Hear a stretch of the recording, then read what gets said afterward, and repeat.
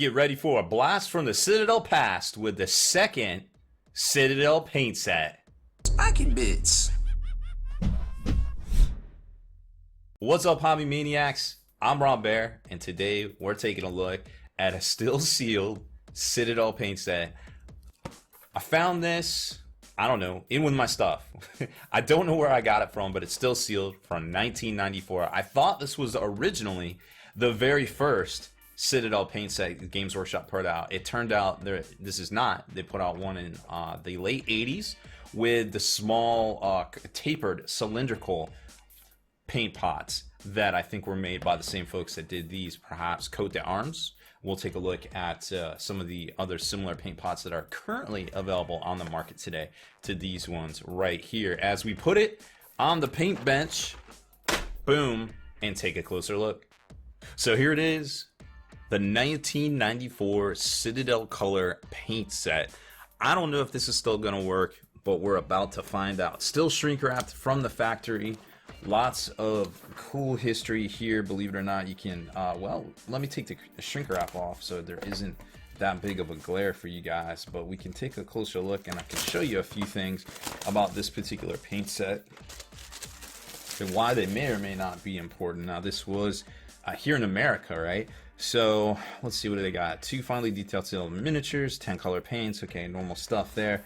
But if we take a look at some of the addresses right here, you can kind of see at this date and time where they were about the globe. Now, here in America, they had not settled into their Baltimore battle bunker in Bay Meadow, Glen Burnie yet. Looks like in Nottingham, they were not yet on Willow Road, I believe it is. So not there yet. And I don't know much about Spain, France, or Australia, unfortunately, but it looks like they were still growing, still expanding, and getting ready to take the hobby world by storm in the early 90s. Now, of course, if you remember anything about the early 90s, there was this time that they called the Citadel the red period, where everything they did was painted pretty much red for the most part. Chaos stuff, chaos dwarfs, like everything just seemed to be red, and you can definitely tell a lot of that is true from this picture. There's the old metal giant. Wow, that thing is a treasure trove if you can find that thing right there. So I got some different techniques in here in this paint guide. Very cool looking.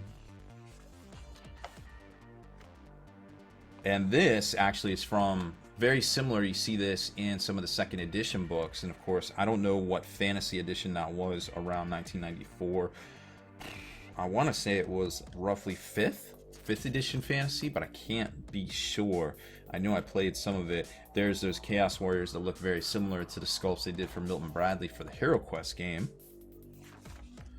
And closer look at some of the miniatures of the time. Of course, they had just gone the plastic straight out of the RTB sprues in 1988 for Rogue Trader, and here is the plastics they came up with, which, well, you know, for the time they were pretty cool, but not exactly the multi-part kits we know and love right now. Oh, hey, look, we got a Citadel color.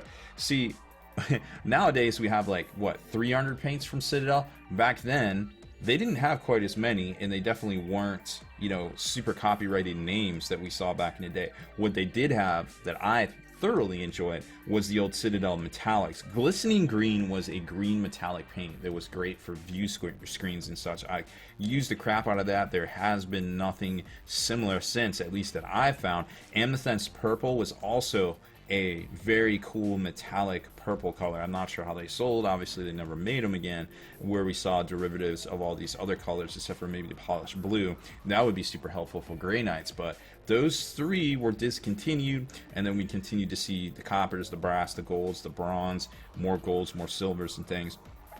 Color and washes and glazes, I didn't have much experience with these. I was not that advanced of a painter back then, so I can't really comment unless there's some in here, unfortunately. I didn't start using their inks, I guess they were calling them inks, in the next iteration of paints that came out in roughly 1997. You probably remember them. They look like little bolt shells. That was their first attempt at their own kind of IP for their hobby brand. So this is a neat little blast from the past too that I didn't even know was in here. Oh, here's another one. What do we got? The World of Hobby Games catalog. Wow, that's pretty cool. I remember these. These used to come in all the box sets, and there's some of the fantasy box sets. So I guess it was about 5th edition. That's the 5th edition boxes, or the 5th edition army books right there. That's cool to see. And I think it was 5th edition. Yep, there's the 5th edition starter for Warhammer Fantasy. There's your 2nd edition starter, which, believe it or not, if you watch a lot of my streams and such, I still have one here with me right now with a lot of those same miniatures in it, and that cool little cardboard dreadnought. And Dark Millennium expansion, there's the paint set itself, and the fantasy stuff right here. And Games Workshop stores, listing of independent retailers. Currently in the US, 2. Springfield and Fairfax. Wow, they really took the US by storm. I guess they got, what, 100 stores here now? Which, if you think about it, isn't that many in comparison to the roughly 15, or the estimated 1,500 independent retailers here in America. But it is what it is. Here's one of those little well, not exactly multi-part, but plastic, easy to build Space Marines, and easy to build Chaos Warrior, and a slot base for said Chaos Warrior there. A starter brush, GW starter brush, the old red starter brushes. Look at that. Little synthetic bristle.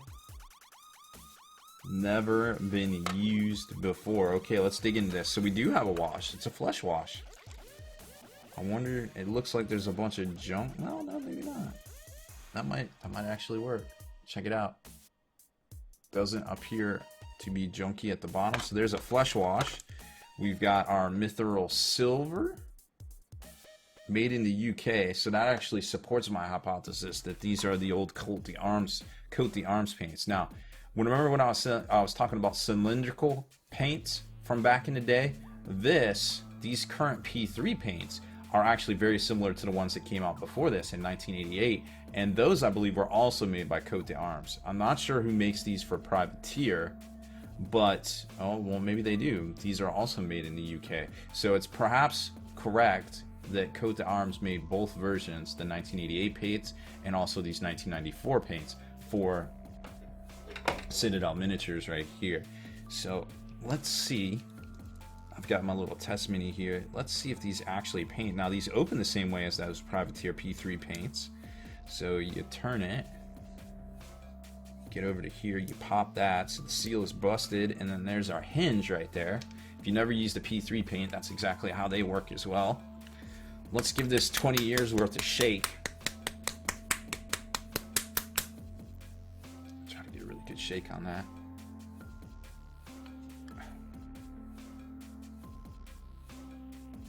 Wow, it looks like that was it's completely usable.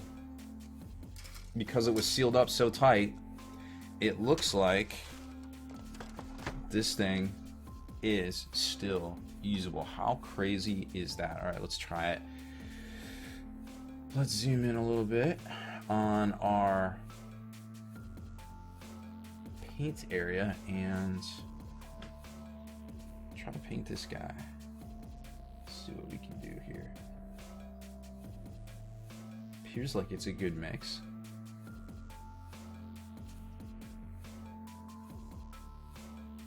And it's a little thin. Maybe I didn't mix it that well. Might have separated. It looks like it's separated. Try shaking it a little bit more.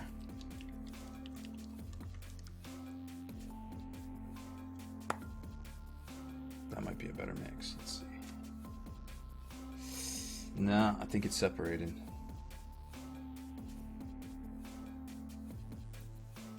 Yeah, it's definitely separated. Ah, that stinks. So close. I mean, it's still liquidy. It didn't dry out. It looks like the two parts have separated out. The binder and the pigment. Although on there, it seems to be okay. That's the problem with some of these older paints is as you go, the binder and the pigment is gonna go with it. It can only stay together in suspension for so many years. But unfortunately, it looks like their time has come. which is hilarious to me because I have paints from the early 2000s that I'm not sure are ever going to make it. Let's try this wash right here. This is the old flesh wash. People love this wash right here. But I actually use this, or no, I use the chestnut ink. I use the chestnut ink a lot for some effects on over gold. But the old flesh wash was pretty cool too. One of my, or the old flesh ink. Oh wow, this might be gunked up. So note to self, maybe opening up and trying to mess with older paints is not as good as it sounds,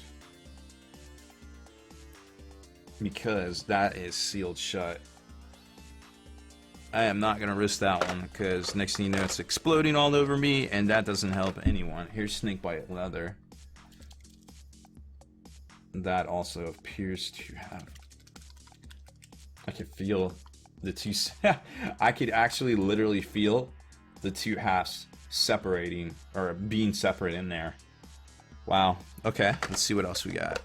Here's a white, because of course a paint set, what's a paint set without a white paint in it? And you can see it's definitely still chalky, but I mean, to be honest, I was kind of hoping to open these up and have them completely work still, but that appears to not be the case.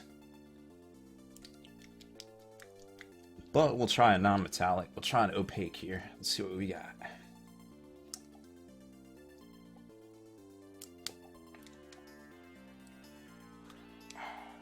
Yeah, it actually does not look bad. Alright, let's try it one more time.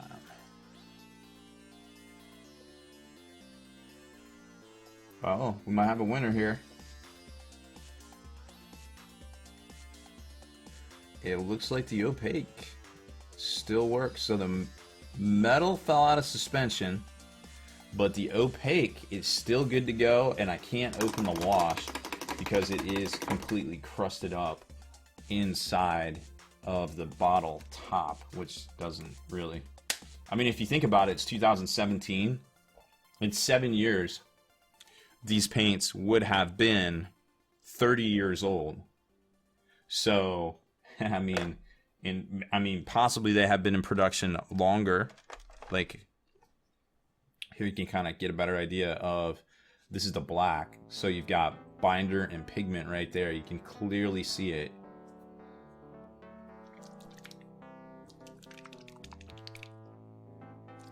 Because it laid on its side for so long. Oh man, this is gonna be a little bit harder to make work, I bet.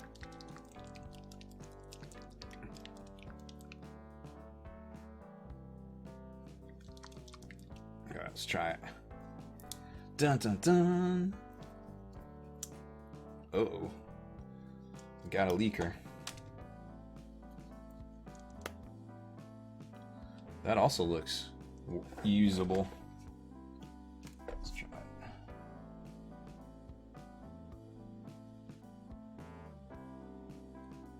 And nope, that one is separated. It's no, maybe not. This is the glare. Looks like it works. Cool. So all the opaques seem to be salvageable, just not the metal. Then undetermined about the flesh wash. I'm not going to risk opening that thing up and having it explode all over me. I've had that happen enough times to know when to leave good enough alone. But there it is. The Citadel paint set from not even from 1994. What a crazy find in with my stuff. So bronze flesh, flesh wash, sunburst yellow, blood red, goblin green, chaos black, skull white, enchanted blue, all current colors up into the 2000s, and snakebite leather. Very neat little kit, and it's cool to see that some of those paints still work. Maybe not the silver, but I'm willing to call that one still a win in my book right there. So thanks for watching that. For more retro flashbacks, and hobby features. Make sure to subscribe to us and turn on notifications so you can be the very first to like and comment on our posts here on the channel. And head on over to thelongwar.net. That's the home of the battle reports for exclusive content, early access videos, and more. Become a veteran of the Long War today.